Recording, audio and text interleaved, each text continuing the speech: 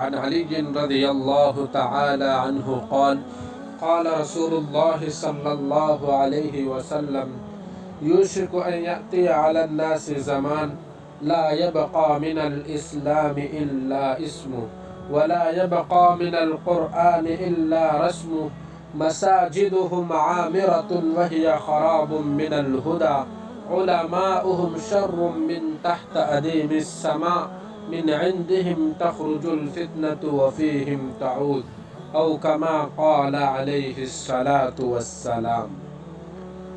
اس حدیث شریف کا ترجمہ یہ ہے، حضرت علی کرم اللہ وجہہ سے مروی ہے، رحمت دو عالم صلی اللہ علیہ وسلم کا ارشاد ہے، لوگوں پر عن قریب وہ زمانہ آئے گا جس میں اسلام کا نام اور قرآن کے محض الفاظ باقی رہ جائیں گے، ان کی مسجدیں بظاہر بارونق ہوں گی مگر رشد و ہدایت سے خالی اور ویران ہوگی، ان کے علماء آسمان کے نیلی چھت کے نیچے بسنے والی مخلوق میں سب سے زیادہ بدتر ہوں گے، ظالموں کی حمایت کی وجہ سے فتنہ انہی سے نکلے گا اور پھر انہی میں لوٹے گا، یعنی ان پر ہی ظالم مسلط کر دیے جائیں گے۔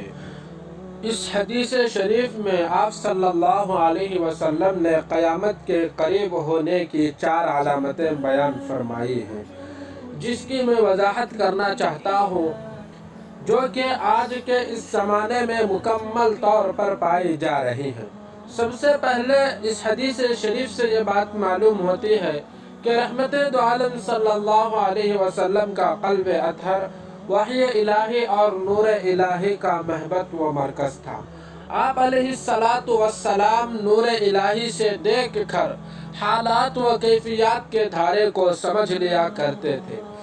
آپ صلی اللہ علیہ وسلم نے اپنی دوربین نظروں سے دیکھ کر آئندہ کے حالات کی منظر کشی فرمائی کہ ان یأتی علی الناس زمان، عن قریب لوگوں پر ایک زمانہ آئے گا جس کی چند علامتیں ہیں۔ پہلی علامت یہ ہے کہ لا یبقى من الاسلام الا اسمہ، اسلام کی صورت اور نام تو باقی رہ جائے گا مگر حقیقت اور اصل روح ختم ہو جائے گی، جیسا کہ آج آپ لوگ دیکھ رہے ہیں۔ ہماری زندگی میں اسلام کا نام تو ہے مگر اس کے احکام پر عمل نہیں، الا ماشاء اللہ تھوڑے سے لوگ۔ مطلب یہ ہے کہ اس وقت اسلام کے تعلق سے جتنی بھی چیزیں ہیں جس پر اسلام کا نام بولا جاتا ہے، مثلا نماز، روزہ، زکوٰۃ، حج وغیرہ، ان سب کی صورت تو ہے مگر اصلیت اور حقیقت نہیں۔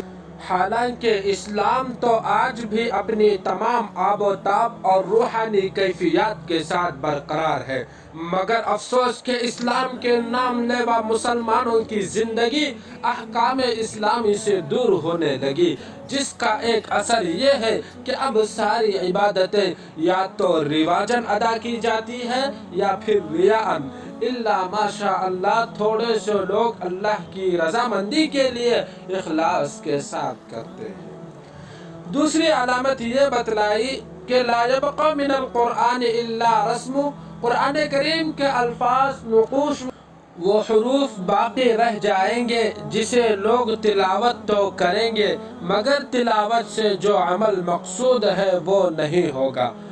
گویا خوش الحانی سے تلاوت قرآنی تو ہوگی مگر خود پڑھنے والوں کو احکام قرآنی پر عمل سے کوئی دلچسپی نہ ہوگی، حالانکہ قرآن کی تلاوت کرنا یہ ایک بنیادی حق ہے تو اس پر عمل کرنا دوسرا بنیادی بلکہ اور مومن کی پہچان ہے۔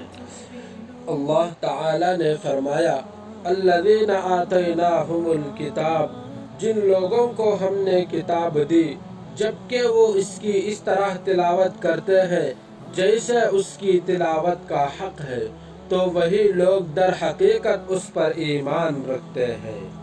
میرے بھائیوں، اب تو ایسا لگتا ہے کہ اسلام اور اس کی صداقت قرآن میں ہے اور ان پر عمل کرنے والا مسلمان قبرستان میں ہے۔ آج ہمارے پاس قرآن ہے، پھر بھی ہم پریشان اس لیے ہیں کہ ہم اس کے الفاظ کی تلاوت تو کرتے ہیں، اس پر عمل نہیں کرتے، جو قیامت کے قریب ہونے کی علامت ہے۔ بلا شبہ تلاوت بھی باعث برکت ہے، مگر قرآن پر عمل نہ کرنا باعث ہلاکت ہے۔ تیسری علامت آپ صلی اللہ علیہ وسلم نے قیامت کے قریب ہونے کی یہ بیان فرمائی، مساجدہم عامرۃ وہی خراب من الہدی۔ اس کا ایک مطلب یہ بھی ہے کہ مسجد تو رشد و ہدایت کا مرکز ہے، لیکن قیامت کے قریب یہ ہوگا کہ ان کی مسجدیں ظاہری شکل و صورت کے اعتبار سے بارونق زیب و زینت سے معمور اور بھرپور ہوں گی، مگر حقیقت کے اعتبار سے خالی اور ویران ہوں گی۔ یہ پیشین گوئی بھی آج حرف بحرف صادق آ رہی ہے۔ پہلے مساجد کو اللہ کا گھر کہا جاتا تھا، اب ان مساجد کو اللہ کا بنگلہ کہا جائے تو مبالغہ نہ ہوگا۔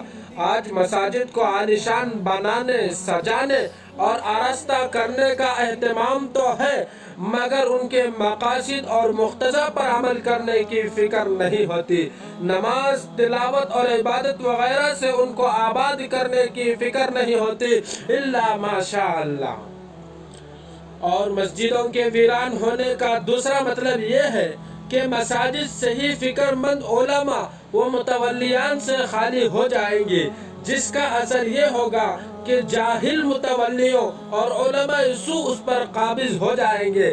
پھر جو مساجد رشد و ہدایت کے مراکز ہیں، وہیں سے خرابی و گمراہی پھیلے گی، اور یہ قیامت کے قریب ہونے کی علامت ہے۔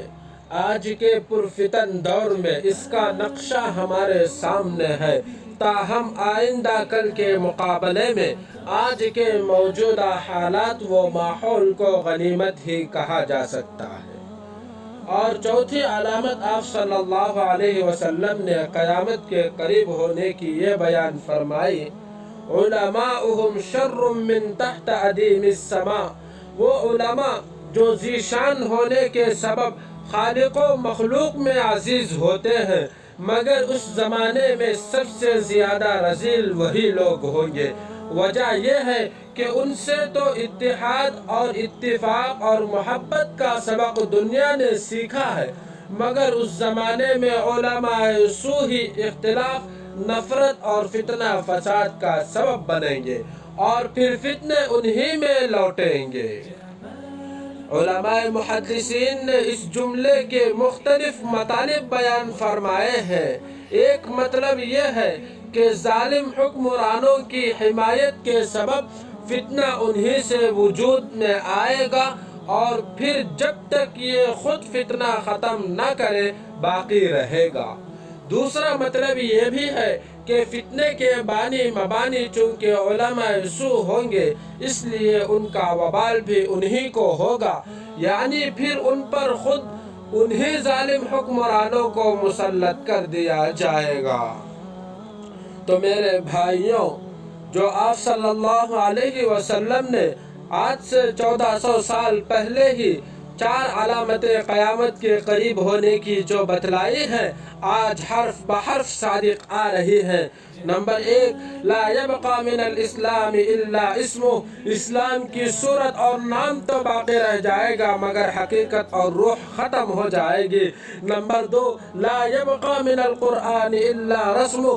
قرآن کریم کے الفاظ و حروف باقی رہ جائیں گے، مگر ان پر عمل نہیں ہوگا۔ نمبر 3، مساجدہم عامرۃ وہی خراب من الہدی۔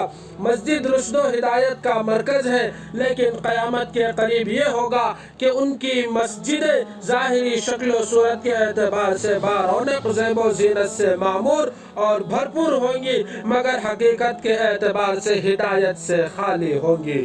نمبر 4، علماؤہم شر من تحت ادیم السماء۔ اس مخلوق کے علماء پوری مخلوق میں سب سے زیادہ بدتر ہوں گے۔ اللہ تبارک و تعالی سے دعا کریں کہ اللہ پاک ہم سب کو ان 4 علامتوں کی حقیقتوں کو سمجھنے اور اس پر عمل کرنے کی توفیق نصیب فرمائے۔